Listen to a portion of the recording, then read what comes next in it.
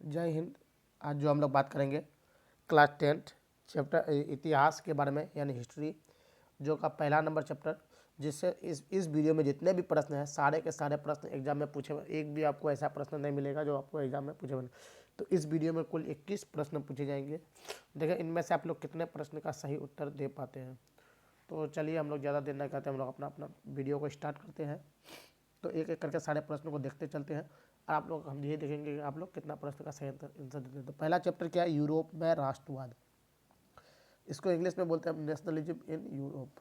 क्या होता है? नेशनलिज्म इज इन यूरोप, यानी यूरोप में राष्ट्रवाद। पहला वस्तुनिष्ठ प्रश्न क्या लिखा हुआ है? 1871 में, कब? 1871 में कौन सी संधि हुई थी? आपको बताना है। अगर 1871 में जो हुई थी हम लोग की संधि कौन सा हुई थी? 2021 में पूछा है सेकंड पाली में। ऑप्शन ए में है फ्रैंकफर्ट की संधि, ऑप्शन बी में है पेरिस की संधि, ऑप्शन सी में है वियना कांग्रेस, ऑप्शन डी में है इनमें से कोई नहीं। तो आपको पता ही होगा 1871 में जो संधि हुई थी वो फ्रैंकफर्ट की हुई थी। ऑप्शन नंबर ये इसका राइट आंसर होगा। दूसरा नंबर प्रश्न है 1830 की क्रांति के बाद फ्रांस में किस प्रकार की शासन व्यवस्था स्थापित हुआ? ये 2021 में सेकंड पाली में ये भी पूछा है। ऑप्शन ए में है संघीय शासन व्यवस्था, ऑप्शन बी में है संवैधानिक राजतंत्र, ऑप्शन सी में है गणराज्य, ऑप्शन डी में है अधिनायकवाद।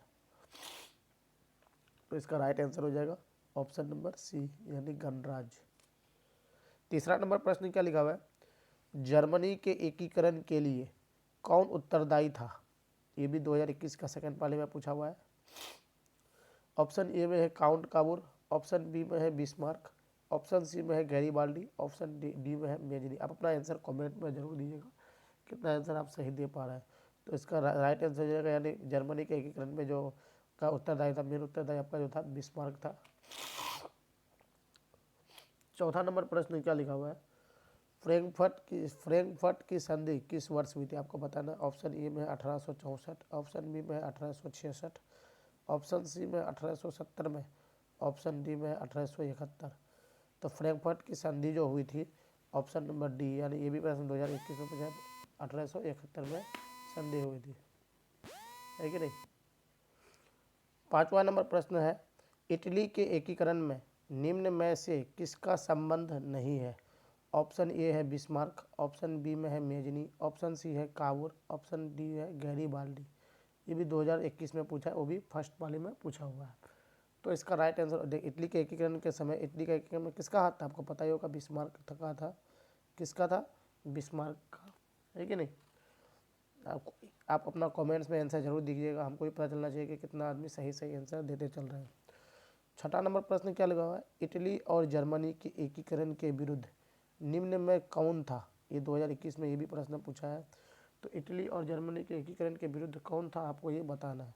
ऑप्शन ए में है इंग्लैंड, ऑप्शन बी में है रूस, ऑप्शन सी में ऑस्ट्रेलिया, ऑप्शन डी में है परसा। तो देखिए इटली और जर्मनी के एकीकरण के विरुद्ध में जो था वो ऑस्ट्रेलिया था। कौन था? ऑस्ट्रेलिया था। सातवां नंबर प्रश्न है जर्मनी के एकीकरण का प्रमुख वास्तुकार कौन था? किसका जर्मनी के एकीकरण का जो प्रमुख वास्तुकार जो था वो कौन था, आपको बताना। ऑप्शन ए में है मेजनी, ऑप्शन बी में है गैरीबाल्डी, ऑप्शन सी में है लेनिन, ऑप्शन डी में है बिस्मार्क। तो देखिए जर्मनी का एकीकरण का जो प्रमुख वास्तुकार था वो था बिस्मार्क, आपको पता ही है। तो इसका राइट आंसर हो जाएगा ऑप्शन नंबर डी। आठवां नंबर प्रश्न है फ्रैंकफर्ट की संधि पर हस्ताक्षर कब हुई थी? ऑप्शन ए 1863 में, ऑप्शन बी 1864 में, ऑप्शन सी 1871 में, ऑप्शन डी 1872 में। आपको बताना है। तो इसका राइट आंसर हो जाएगा ऑप्शन नंबर सी, 1871 में। नौवां नंबर प्रश्न क्या लिखा हुआ है? काउंट काबूर का काउंट काबूर को विक्टर एमेनुएल ने किस पद पर नियुक्त किया था? ये देखिए प्रश्न 2020 और 22 दो बार पूछा हुआ है। 2020 में फर्स्ट पाली में पूछा है, 2022 में सेकेंड पाली में पूछा है। तो इसका जो देखिए इसका ऑप्शन है सेनापति, ऑप्शन बी में है फ्रांस में राजदूत, ऑप्शन सी में है प्रधानमंत्री, ऑप्शन डी में है गृह मंत्री। तो इसका राइट आंसर हो जाएगा ऑप्शन नंबर सी, प्रधानमंत्री।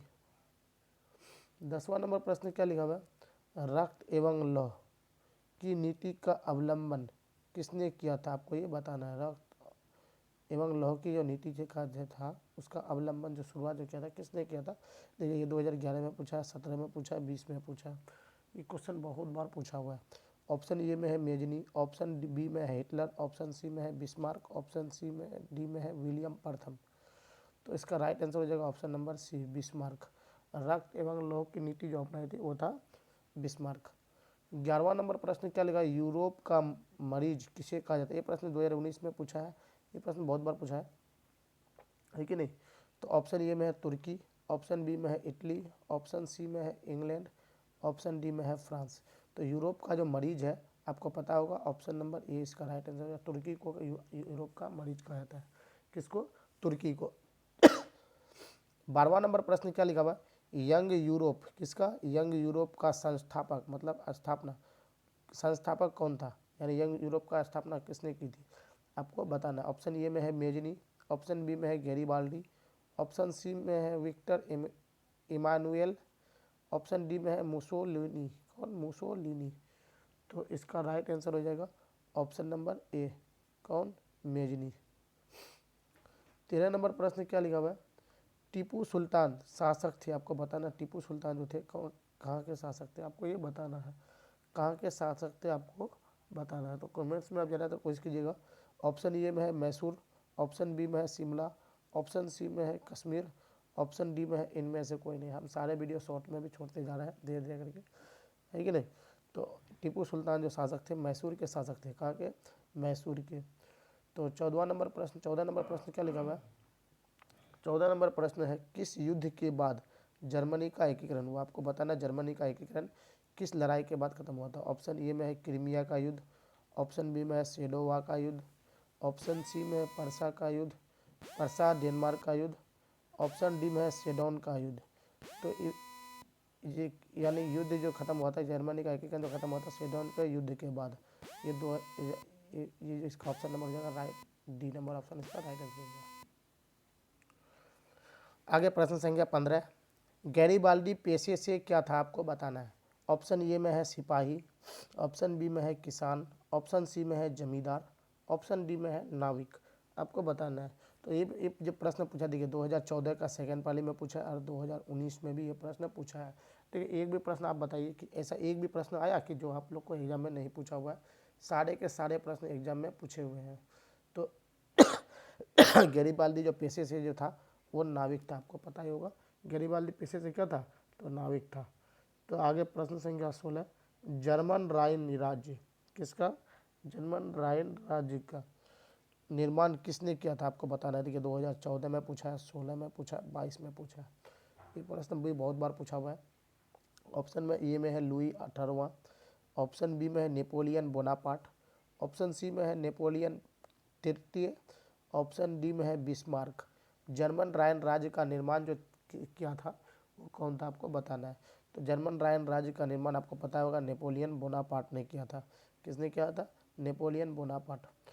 17 नंबर प्रश्न क्या लिखा हुआ है, सन 1870 में फ्रांस और परसा के बीच युद्ध कहाँ हुआ था, आपको बताना है। ये प्रश्न कब पूछा है, 2015 में पूछा है कि नहीं। ऑप्शन ए में है सेडोन, ऑप्शन बी में है सेडोवा, ऑप्शन सी में है साइडाइन, ऑप्शन डी में है फ्रैंकफर्ट। तो सन 1870 में फ्रांस और परसा के बीच जो युद्ध हुआ था, तो आपको पता होना चाहिए ये सेडोन में हुआ था। कहाँ पर हुआ था, सेडोन में ये युद्ध हुआ था।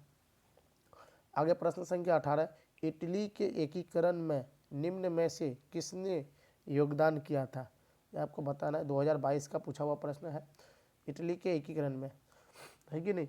तो ऑप्शन ए में है मेजनी, ऑप्शन बी में है गैरीबाल्डी, ऑप्शन सी में है काउंट काबूर, ऑप्शन डी में है इनमें से सभी। देखिए इटली के एकीकरण में जो था मेजनी का भी हाथ था, गैरीबाल्डी का भी हाथ था और काउंट काबूर का भी हाथ था। तो इसका राइट आंसर हो जाएगा ऑप्शन नंबर डी, इनमें से सभी। आगे प्रश्न संख्या 19, वियना सम्मेलन हुआ था, आपको बताना है। तो ऑप्शन ए में है 1815 में, ये भी प्रश्न 2022 में पूछा हुआ है। ऑप्शन बी में है 1848, ऑप्शन सी में 1870, ऑप्शन डी में 1871। आपको बताना वियना सम्मेलन जो हुआ था वो कब हुआ था। तो आपको पता ही होगा वियना सम्मेलन 1815 में हुआ था। आगे प्रश्न संख्या 20, जलवे राइन कौन से जलवे राइन संबंधित था, किससे संबंधित था?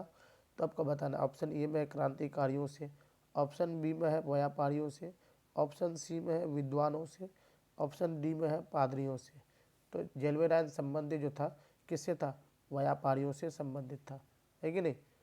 आगे प्रश्न संख्या 21 और अंतिम प्रश्न है। प्रश्न क्या लिखा हुआ है, जेनेवा संधि कब हुई? आपको बताना जेनेवा का जो संधि जो हुआ था ये कब हुआ था? ऑप्शन ए में 1954, ऑप्शन बी है 1952, ऑप्शन सी में 1950, ऑप्शन डी में 1985। तो हम इसका आंसर आपको नहीं बताएंगे, आप इसका आंसर कमेंट्स में दीजिएगा। लास्ट जो प्रश्न, इस प्रश्न का आंसर आप कमेंट्स में जरूर दीजिएगा। तो चलते आज के लिए इतना ही, मिलते हैं नेक्स्ट वीडियो में, तब तक के लिए जय हिंद।